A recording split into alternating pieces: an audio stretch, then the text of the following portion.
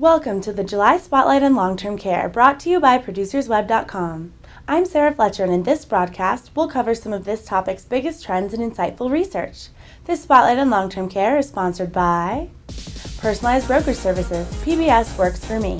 For more information, please visit www.pbsworksforme.com.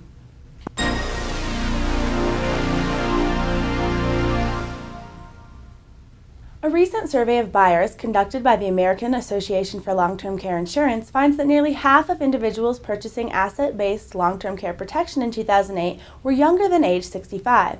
The examination of 2008 sales data for more than 5,000 new policies also indicates that 66% of purchasers were women.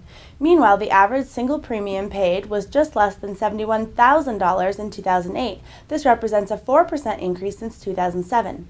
According to the association's Executive Director Jesse Sloan, quote, "Asset-based long-term care insurance protection is becoming an increasingly popular way for individuals to protect against the risk.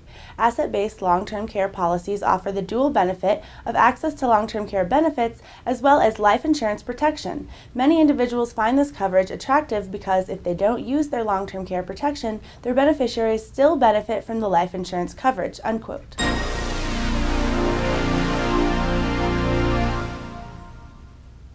The long-term care provisions of the Senate Health, Education, Labor, and Pensions Committee's Health Care Reform Bill would save approximately $59 billion throughout 10 years, a figure much smaller than the $1 trillion previously estimated.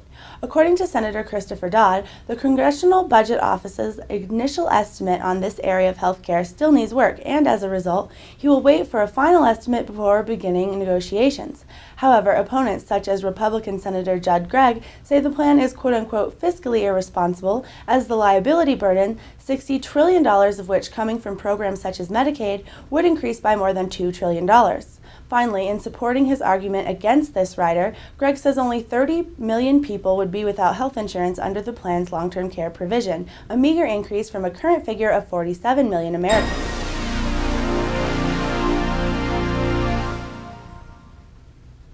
A new study closing the long-term care funding gap, the challenge of private long-term care insurance, finds that cost and complexity are major deterrents to those purchasing long-term care insurance.